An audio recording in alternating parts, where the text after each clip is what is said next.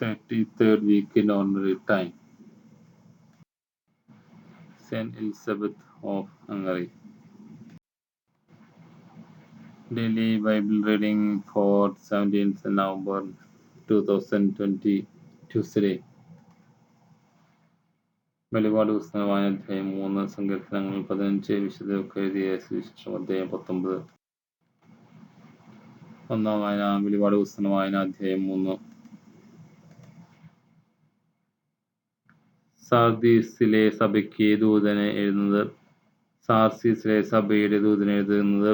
ദൈവത്തിന്റെ സപ്താത്മാക്കളും സപ്തതാരങ്ങളും ഉള്ളവൻ പറയുന്നു, നിന്റെ ചെയ്തികൾ ഞാൻ അറിയുന്നു.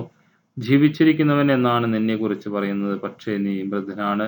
ഉണരുക, നിന്നിൽ ആസന്ന മരണമാരി അവശേഷിക്കുന്നതിനെ ഉത്തേജിപ്പിക്കുക. എന്തെന്നാൽ എൻ്റെ ദൈവത്തിന്റെ മുമ്പിൽ നിന്റെ പ്രവൃത്തികൾ പൂർണ്ണമായും നിർവഹിക്കപ്പെട്ടതായി ഞാൻ കാണുന്നില്ല. അതുകൊണ്ട് നീ സ്വീകരിച്ചതും കേട്ടതും എന്തെന്ന് അനുസ്മരിച്ച് അത് സൂക്ഷിക്കുകയും അനുദപിക്കുകയും ചെയ്യുക. നീ ഉണരുന്നില്ലെങ്കിൽ ഞാൻ കള്ളനെ പോലെ വരും. ഏത് സമയത്താണ് ഞാൻ നിന്നെ പിടികൂടുകയെന്ന് നീ അറിയുകയില്ല.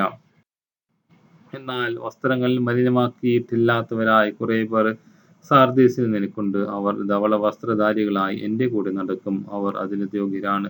വിജയം വരിക്കുന്നവനെ വെള്ള വസ്ത്രം ധരിപ്പിക്കും. നിന്റെ പുസ്തകത്തിൽ നിന്ന് അവന്റെ നാമം ഞാൻ ഒരിക്കലും മായിച്ചു കളയുകയില്ല.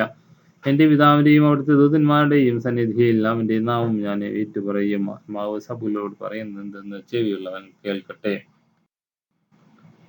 ലാവോദിക്കയിലെ സഭയുടെ ദൂതന് എഴുതുക. വിശ്വസ്തനും സത്യവാനുമായ സംസാക്ഷിയും ദൈവത്തിന്റെ സൃഷ്ടികർമ്മത്തിന് ആരംഭമായിരിക്കുന്ന ആമേൻ അരുളി ചെയ്യുന്നു. നിന്റെ പ്രവൃത്തികൾ ഞാൻ അറിയുന്നു. നീ തണുപ്പോ ചൂടുള്ളവനല്ല. തണുപ്പോ ചൂടുള്ളവനായിരുന്നെങ്കിൽ എന്ന് ഞാൻ ആഗ്രഹിക്കുന്നു. ചൂടോ തണുപ്പില്ലാതെ മനോഷ്ണനാകിയാൽ നിന്നെ ഞാൻ എൻ്റെ വായിൽ നിന്ന് തുപ്പിക്കളയും. എന്തെന്നാൽ ഞാൻ ധനവാനാണ്, എനിക്ക് സമ്പത്തുണ്ട്, ഒന്നിനും കുറവില്ല എന്ന് നീ പറയുന്നു. എന്നാൽ നീ നിർകൃഷ്ണനും ദയനീയനും ദരിദ്രനും അന്ധനും നഗ്നനുമാണെന്ന് അറിയുന്നില്ല. ഞാൻ നിന്നെ ഉപദേശിക്കുന്നു, നീ ധനികനാകാൻ അശുദ്ധി വരുത്തിയ സ്വർണം എന്നോട് വാങ്ങുക. നിന്റെ നഗ്നത മറ്റുള്ളവർ കണ്ട് നീ ലജ്ജിക്കാതിരിക്കുവാൻ ശുഭവസ്ത്രങ്ങൾ എന്നോട് വാങ്ങുക. കാഴ്ച ലഭിക്കുന്നതിന് കണ്ണിലെഴുതാവുന്ന അഞ്ജനവും എന്നോട് വാങ്ങുക. ഞാൻ സ്നേഹിക്കുന്നവരെ ശാസിക്കുകയും ശിക്ഷിക്കുകയും ചെയ്യുന്നത് കൊണ്ട് തീക്ഷ്ണതയുള്ളവനാകുക. അനുദപിക്കുക. ഇതാ ഞാൻ വാതിൽ മുട്ടുന്നു. ആരെങ്കിലും എൻ്റെ സ്വരം കേട്ട് വാതിൽ തുറന്നു വന്നാൽ ഞാൻ അവൻ്റെ അടുത്തേക്ക് വരും. ഞങ്ങൾ ഒരുമിച്ച് ഭക്ഷിക്കുകയും ചെയ്യും. ഞാൻ വിജയം വരിച്ച് എൻ്റെ പിതാവിനടുത്ത് അവിടുത്തെ സിംഹാസനത്തിൽ ഇരിക്കുന്നത് പോലെ വിജയം വരിക്കുന്നവനെ എന്നോടത്ത് എൻ്റെ സിംഹാസനത്തിൽ ഞാൻ ഇരുത്തും. ആത്മാവ് സഭകളോട് അരുളി ചെയ്യുന്നതെന്ന് ചെവിയുള്ളവൻ കേൾക്കട്ടെ. സങ്കീർത്തനങ്ങൾ അധ്യായം 15. നിഷ്കളങ്കനായി ജീവിക്കുകയും നീതി മാത്രം പ്രവർത്തിക്കുകയും ഹൃദയം തുറന്ന് സത്യം പറയുകയും ചെയ്യുന്നവൻ, പരദൂഷണം പറയുകയോ സ്നേഹിതനെ ദ്രോഹിക്കുകയോ അയൽക്കാരനെതിരെ അപവാദം പരത്തുകയോ ചെയ്യാത്തവൻ, ദുഷ്ടനെ പരിഹാസ്യനായി കരുതുകയും ദൈവഭക്തിയോട് ആദരം കാണിക്കുകയും നഷ്ടം സഹിച്ചും പ്രതിജ്ഞ നിറവേറ്റുകയും ചെയ്യുന്നവൻ, കടത്തിന് പലിശ ഈടാക്കുകയോ നിർദോഷനെതിരെ കൈക്കൂലി വാങ്ങുകയും ചെയ്യാത്തവൻ, ഇങ്ങനെയുള്ളവർ അനുഗ്രഹീതനായിരിക്കും.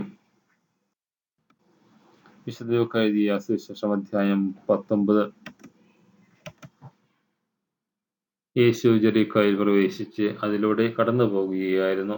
അവിടെ സക്കേബൂസ് എന്ന പേരായ ഒരാളുണ്ടായിരുന്നു. അവൻ ചുങ്കക്കാരിൽ പ്രധാനനും ധനികനുമായിരുന്നു. യേശു ആരെന്ന് കാണുവാൻ അവൻ ആഗ്രഹിച്ചു. പൊക്കം കുറവായതിനാൽ ജനക്കൂട്ടത്തിൽ നിന്നുകൊണ്ട് അത് അസാധ്യമായിരുന്നില്ല. യേശുവിനെ കാണുവാൻ വേണ്ടി അവൻ മുൻപേ ഓടി ഒരു സിക്കമോർ മരത്തിൽ കയറിയിരുന്നു. യേശു അതിലെയാണ് പകർന്നു പോകാനിരുന്നത്. അവിടെ എത്തിയപ്പോൾ അവൻ മുകളിലേക്ക് നോക്കിയപ്പോൾ, സക്കേബൂസ്, വേഗം ഇറങ്ങി വരിക, ഇന്ന് എനിക്ക് നിന്റെ വീട്ടിൽ താമസിക്കേണ്ടിയിരിക്കുന്നു. അവൻ തിടുക്കത്തിൽ ഇറങ്ങിച്ചെന്ന് സന്തോഷത്തോടെ അവനെ സ്വീകരിച്ചു. അപ്പോൾ അവരെ എല്ലാവരും പുറപ്പെടുത്തു, അവൻ പാപിയുടെ വീട്ടിൽ അസ്വസ്ഥനായി താമസിക്കുന്നുവല്ലോ. സക്കേബൂസ് എഴുന്നേറ്റ് പറഞ്ഞു, കർത്താവേ, ഇതാ എൻ്റെ സ്വത്തിൽ പകുതി ഞാൻ ദരിദ്രർക്ക് കൊടുക്കുന്നു. ആരുടെയെങ്കിലും വക വഞ്ചിച്ചെടുത്തിട്ടുണ്ടെങ്കിൽ 4 ഇരട്ടി തിരിച്ചു കൊടുക്കുന്നു. യേശു പറഞ്ഞു, ഇന്ന് ഈ ഭവനത്തിന് രക്ഷ ഭവിച്ചിരിക്കുന്നു. ഇവനും അബ്രാഹത്തിന്റെ പുത്രനാണ്. നഷ്ടപ്പെട്ടു പോയതിനെ കണ്ടെത്തി നശിക്കാനാണ് മനുഷ്യപുത്രൻ വന്നിരിക്കുന്നത്. In order to succeed, your desire for success should be greater than your fear of failure.